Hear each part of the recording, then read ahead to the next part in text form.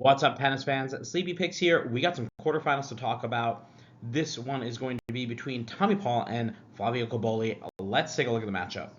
This is going to be a great matchup, and guys, I'm going to be honest, I have no idea what the heck to do with this match here. We got Tommy Paul taking on Flavio Cobolli. Head-to-head here is 1-0 in favor of Cobolli. But let's talk first about Tommy Paul's path to the quarterfinals. It will be Hurkacz in 3 sets, Vallejo in 3, and then a shocking upset of Alexander Zverev in 3 sets. And, this kind of wraps up a very poor summer season for Zverev.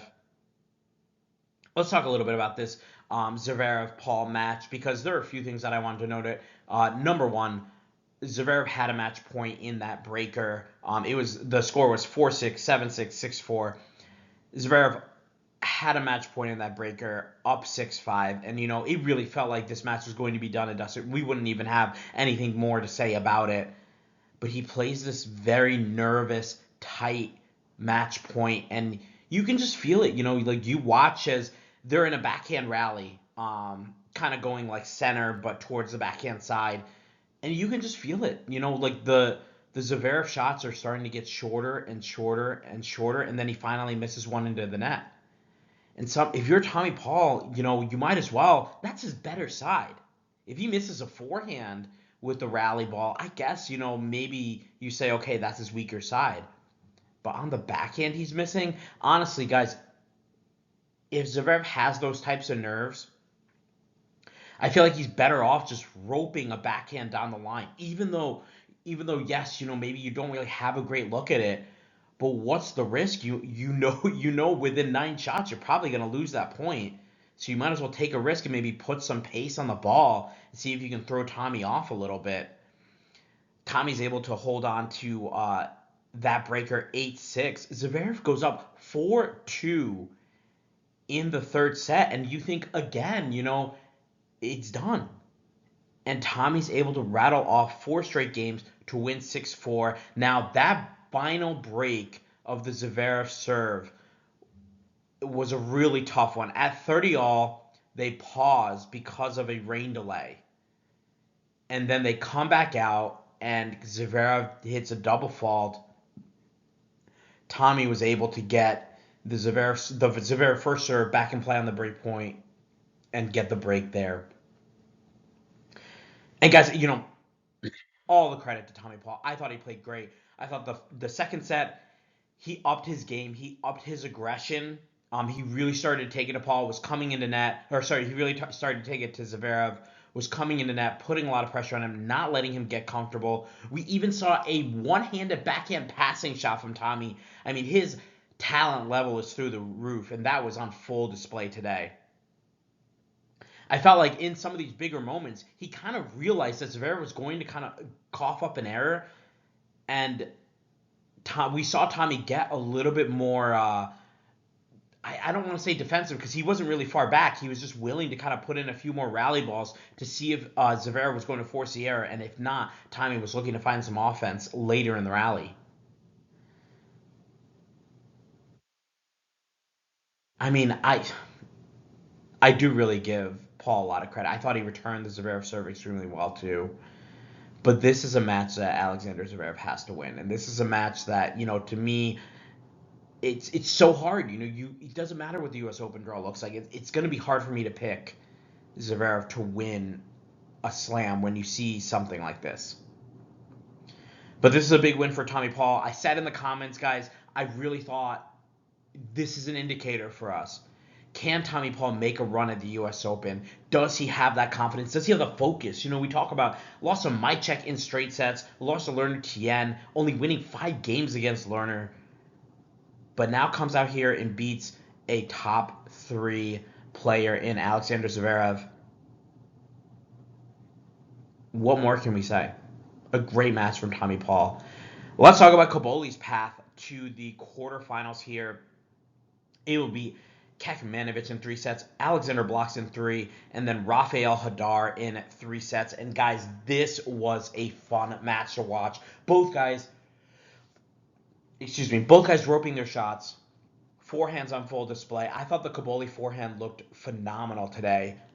He was really stepping in, pummeling his shots, and then In my opinion, I think at the beginning of that third set, you really notice Hadar starting to rush some of these points, trying to come to net, and that's a big indication that he doesn't want to stay in these longer rallies because he just doesn't have the legs to do so.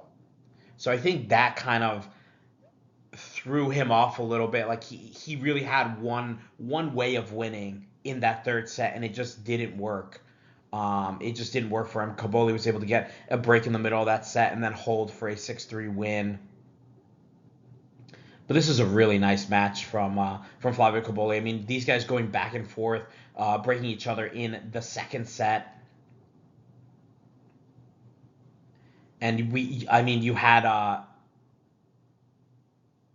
Cobolli, sorry, you had, yeah, both these guys going back and forth, breaking each other in the second set. I mean, this was just a very tough match for these guys. And I don't, if these guys play again in the U.S. Open, I feel like I'm going to lean towards Hadar because I want to see, what a well-rested Hadar is going to do against Flavio Cobolli. I thought that third set, and we talked about that. I think I said Hadar in three, but I did mention the legs of Hadar, that we had to look out for those, and I thought those gave out a little bit here. We did get, a fair amount of unforced errors from Cobolli, but that's kind of what you're going to see when he ropes his forehand that way. He takes a lot of risks, and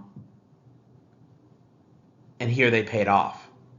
Let's talk about these records here. We got Tommy Paul coming in. He's 17-8 on the hard courts, 13-6 last year, 17-12 the year before. He's coming off a loss in straight sets to Lerner Tien in Montreal. Flavio Cobolli, on the other hand, he's 12-6 on the hard courts, 9-13 last year, 26-13 the year before, and he's coming off a straight set loss to Yannick Hanfmann in Montreal. That was in the second round. A little bit of a bad loss there. These guys played only one match back in this very tournament in Cincinnati, 2024. It was a 6-2, 4-6, 7-5 win for Cobolli over the number 10 seeded Tommy Paul in the first round. A very tough match there.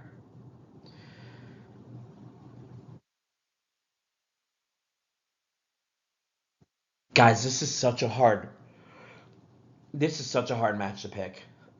I mean, you got that forehand of Cobolli. Tommy's definitely going to have to contest with that. I thought one of the better things in those tighter rallies was Paul knew he could just kind of tighten up his game, and he's so good at that, just putting a deep rally ball back in play and waiting for that Zverev miss. This is going to be the exact opposite. In these tight rallies, the ball is going to be hit at Mach 50 from Cobolli. Whether it goes in or not, that's another question. But that's what you're going to get. It's going to be a totally different look. Like Cobolli's going to take his risks no matter what. And the question for me is Tommy going to be able to kind of withstand these body blows and sucker punches that Cobolli's going to throw at him? Because I'm looking at this and thinking, we're going to have probably 65% of this match is going to be Cobolli on offense, or Cobolli controlling the center of the court. I don't know if I really see Tommy being able to do that. However, I did really like the Tommy Paul return of serve. I thought that looked good, and I think that's going to be something, he was able to step in and punish some of these Zverev second serves. So he'll definitely do that against Cobolli's second serve. Cobolli's got a pretty predictable second serve. Loves that kick on the ad side. Hmm. Normally I'm gonna go with the guy with the bigger weapon, but I gotta go with my American feels here. I'm taking Tommy Paul. I think he's going to get this one done in three sets. And here's a look at our round of 16 records. 4-4 for me, not too great there. Going 500, kind of happy. A lot of upsets today. Gecko calling some of those upsets. Going 5-3. Pamplemousse 6-2. I mean, really impressive stuff for the Pamplemousse. Only missing the Zverev upset and the Hadar upset. It looks like Gecko's going to hit that 60 win mark for this tournament. That's extremely impressive. Also want to give a shout out to Guy, who called out the Tommy Paul upset. Called it Tommy Paul in 3 sets. I said, that'd be awesome to see. I did say this would be a barometer to see kind of what we're seeing from Tommy Paul, and he hit that one. That's a great call there. And KBL Sus calling today as an upset day. Said early on at the beginning of our videos that this is going to be a big day full of upsets, and it really was. I mean, we saw the number 1 seed and the number 2 seed go down today. A day full of upsets. Is that going to continue to happen? We'll have to wait and see. Hopefully we can carry our records into the quarterfinals. And as always, guys, thanks again for watching. Make sure you like and subscribe. Share your picks in the comments. Share the video. Love hearing from you guys. A lot of really good picks today from you guys in a day that was full of upsets as well. We will have a video out individually for each of the quarterfinals, as well as a video out for the quarterfinals all together. I can't wait for these quarterfinals. This has been a really exciting tournament, getting me really pumped up for the US Open. I think we're going to have a really good tournament there in New York. Can't wait for it. I'll see you guys in the next video.